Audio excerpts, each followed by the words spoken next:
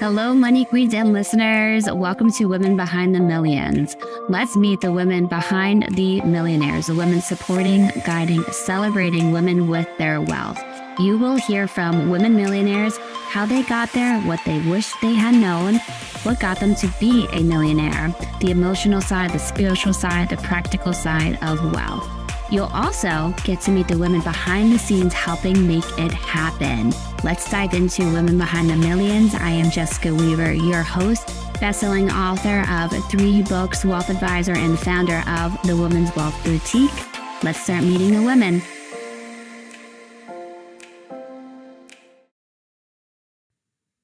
Hello, Money Queens. Hello, ladies. Thank you for joining us on Women Behind the Millions. I'm your host, Jessica Weaver, and we are in our Financial Trendsetters 2.0 season. So exciting. And tonight we're diving into a specific sector of the financial industry, real estate. And I got some statistics for you. In 2024, real estate is about a $49.7 trillion market. All right. The average growth rate is 5.4%. And we're going to look at flipping houses. We're going to talk about realtors as well. The average flip makes about $40,000 to $70,000 per flip, averaging out about $117,000 per year. The average ROI, we love a good ROI, on house flipping in 2024 was 28.7%. Wow. The average salary for a realtor on the other side is about $101,000 per year. Obviously, those are going to change depending on what market you are in. But tonight we have with us a guest who is an expert in real estate and is building a real estate empire. Let's see who we've got coming on here tonight. So we have with us Danette Galvis. She has been licensed in real estate for 30 years, most recently flipping and remodeling her own projects as a general contractor. She has her pink contracting hat with her as well. She's also coaches women each week to do the same with tips and wisdom on handling the challenges of real estate investing and contractors. She has her own journey of sobriety, sharing her testimony, and in 2024, opening her first women's in sober living home.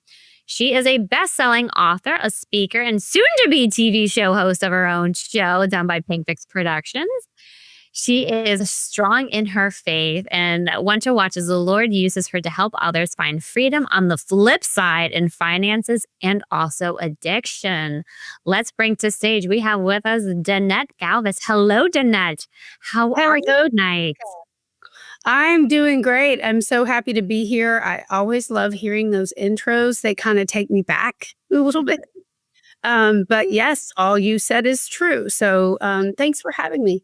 Oh, women are always so humble and modest, right? When we come on here, we just had an event and Agenda Burst.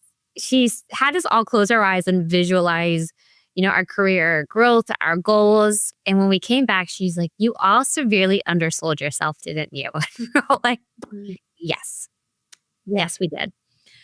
Now, you had a great quote in your chapter, "Freedom on the flip side. It's not how far you fall, but how high you bounce that counts." Zig Ziglar. What a great quote. Your chapter starts off with an intense story of being in Vegas. Yes. Explaining about your addiction. And I'm curious, as you were going through this process and writing down this story, what was it like writing this story down, Danette? In a big way, it's therapeutic because these are things and memories that I have. Now, of course, in addiction, you don't always remember details, right? And there are some details in that story that I don't exactly recall, but I do recall the big ones. And that was my safety. I could have been in danger. And in a way, you see it in the movies, you see it on TV shows that people disappear in Vegas and never to be found. And while I was writing that story, I realized even more that there's a huge calling on my life, and God has covered me in so many situations in my addiction that have got me right now to here with this interview with you, to speak my story and share and help other women find freedom too from those kind of experiences too. Yes, you are so courageous and vulnerable in sharing this because your story is impacting women everywhere. Mhm. I just had the pleasure of meeting with the ladies at your sober living home as well. So making that your mission. Yeah. When did you overcome your addiction? hmm And what was it that made you, I don't know, foster that strength? I know faith was a big part of it. Take us into that moment, Danette. Yeah. The addiction, first of all, I had to admit that I even had a problem. And there were probably 4 to 5 years that was a kind of a roller coaster ride where I was not surrendering. I was not admitting. I was trying to do it on my own willpower.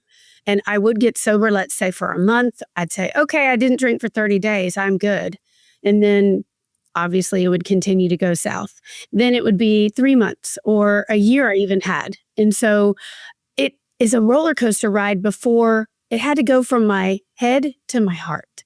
And it really is a heart shift that you have to just be so vulnerable and surrender to God, to your higher power, that I cannot control this with my own willpower. I need help. And so it was a series of events that continued to happen of me. The disease is progressive. So I became a fall down drunk. I became a blackout drunk. And while most of the time I was at my home because I was raising a daughter and I had the freedom to be able to be a stay-at-home mom, it would be after she'd go to bed that I would just continue to guzzle the rest of whatever I had in the house. And when that started to happen, that's when I'd wake up and let's say I'd have a scratch on my face because I fell on my face, or I'd have a bruise somewhere and I don't remember how that happened. But it was a series of those events happening each time I would drink. It wasn't just, okay, I'll have 2 glasses of wine and get a little buzz and be fine and I'll quit. I was no longer at that point where I had that off switch, as they call it. I couldn't turn it off. I couldn't just leave a drink on the table if we were at dinner. There's no way I'd leave any drink halfway, full. I'd have to guzzle that and then get home and have more until it's more of like more is never enough.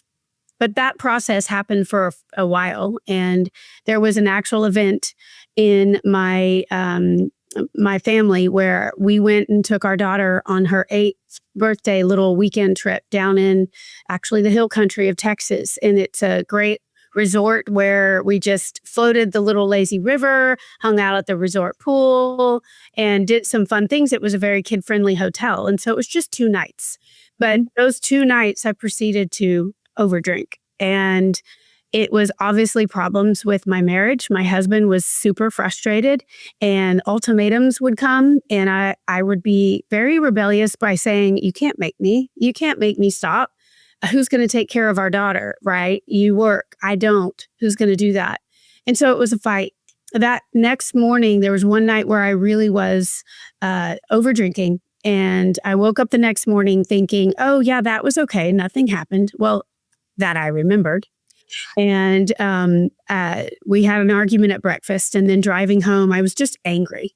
But I knew inside my soul that 4-hour drive back home that something had to change. And I didn't want to die. I could feel myself kind of dying inside, not just spiritually. That's a big piece. But just the internal organs of what I'm doing to my body, I had no idea. And so I started to research treatment. I started to do it myself. It had to be something that came from me. It couldn't be a forced thing or an ultimatum, like I mentioned. So my heart was changing on the subject. And I'm like, I can't do this by myself. I've tried for a few years, but now I need some bigger help. And that is going into inpatient treatment. Wow. Thank you for sharing all of that. Then more people can open up and see, is this normal? Is this not normal? Is this real?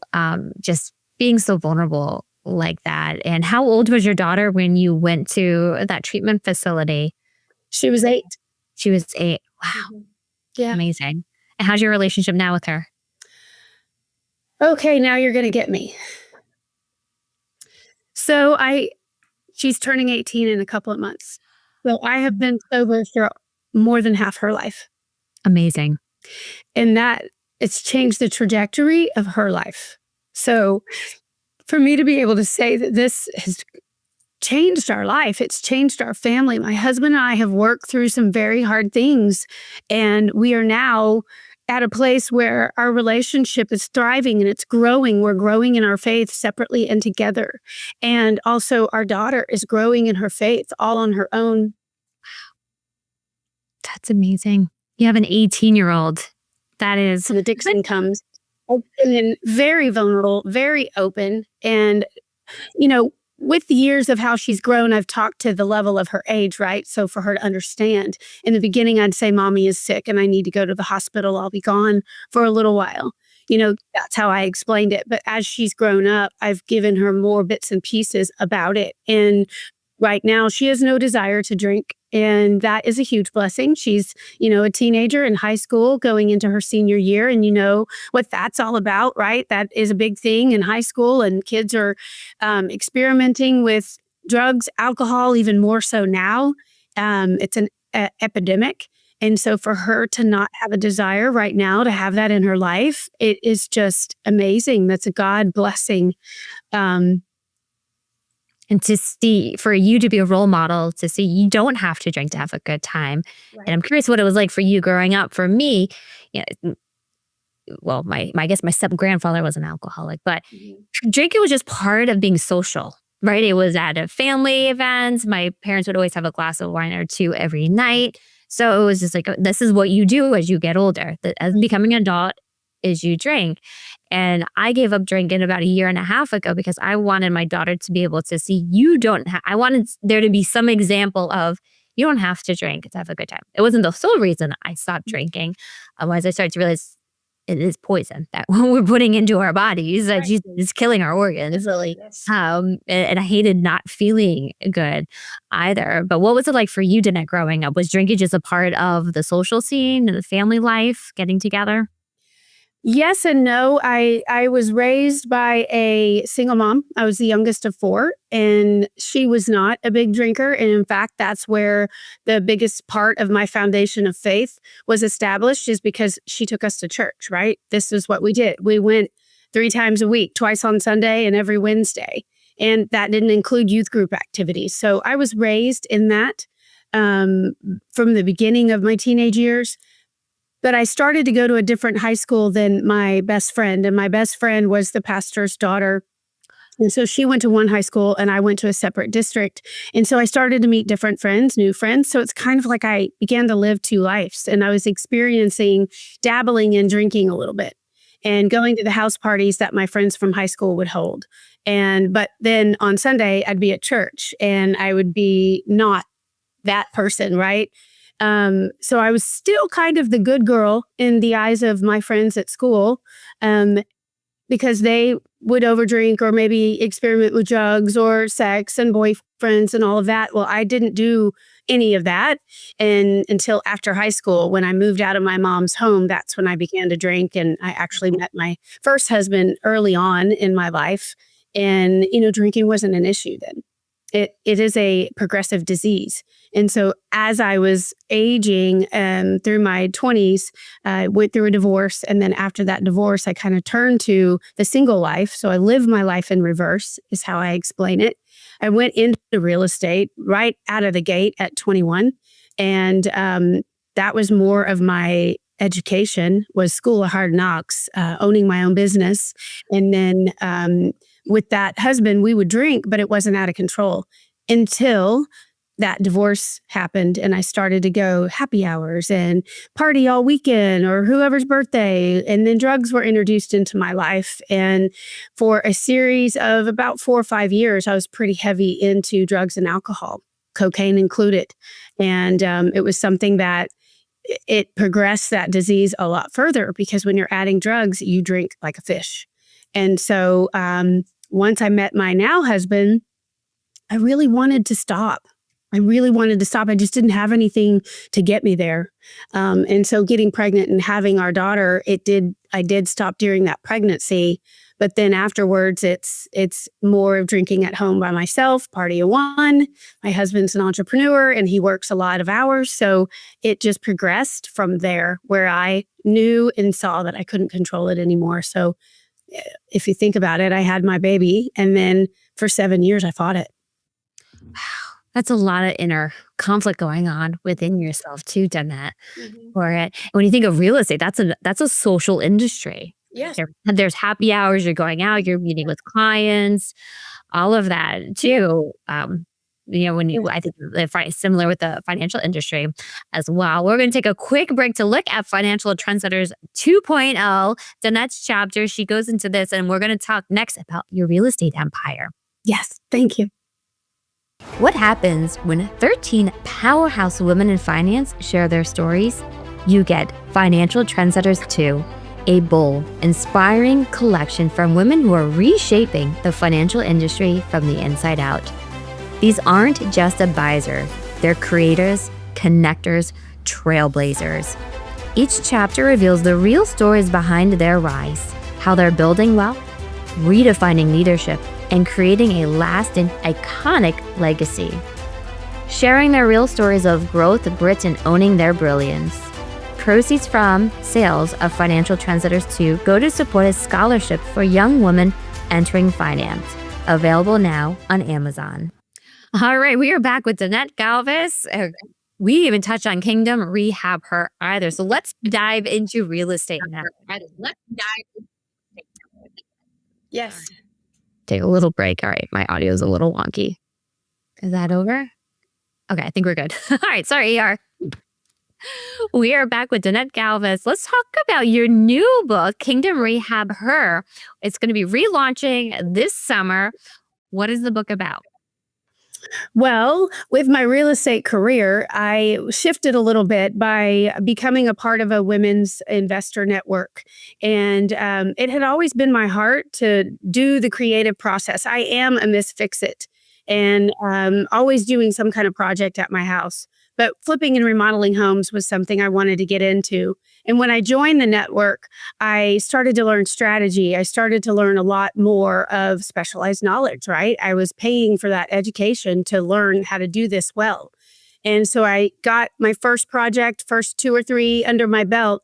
And the mentor of this community always is talking about mindset, always is talking about what are your dreams? What are your goals? Is there a book in you? And she had said something like that. And I'm like, is there a book in me? And started to pray about that. And as I'm remodeling a home, I start to recognize and just be the Lord download to me the similarities of making a home healthy again and making yourself healthy again.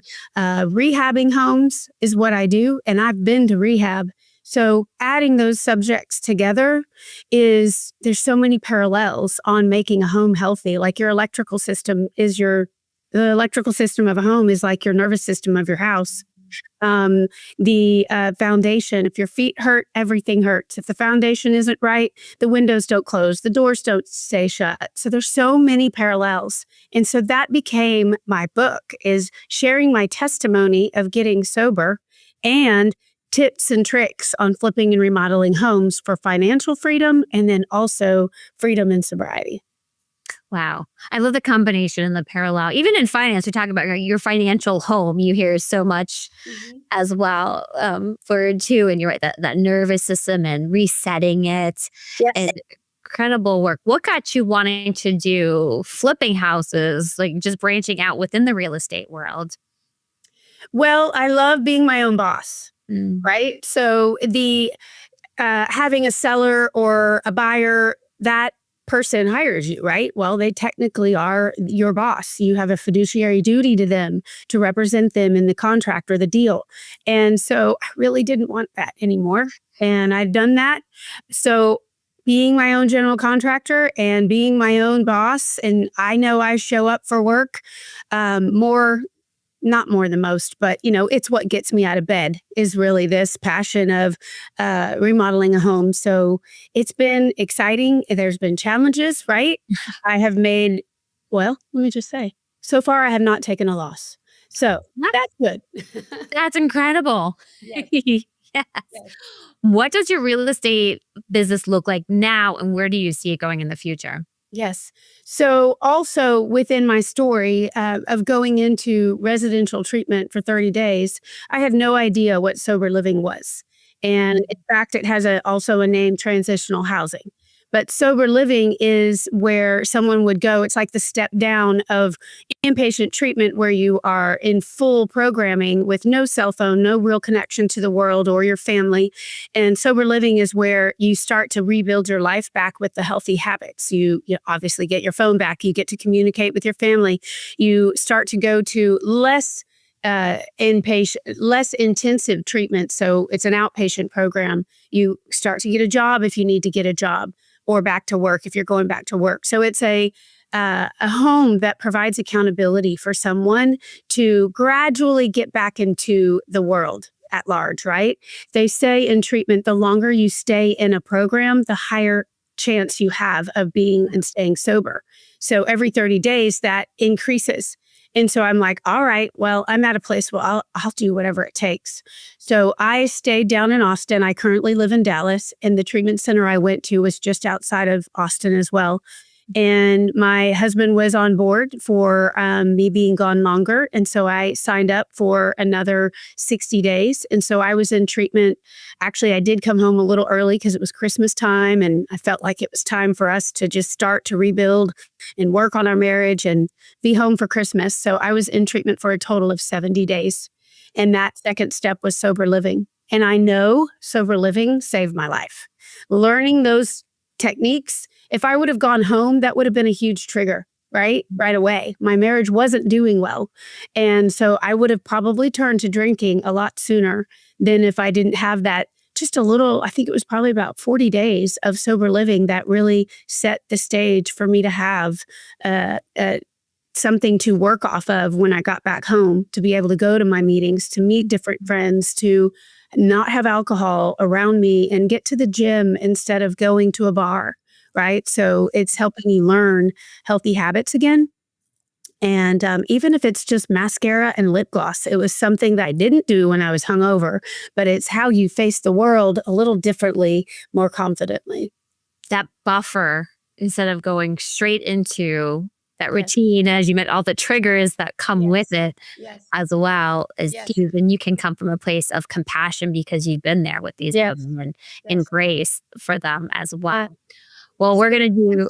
To answer, though, the question, I am now operating sober living homes inside the real estate portfolio that I own.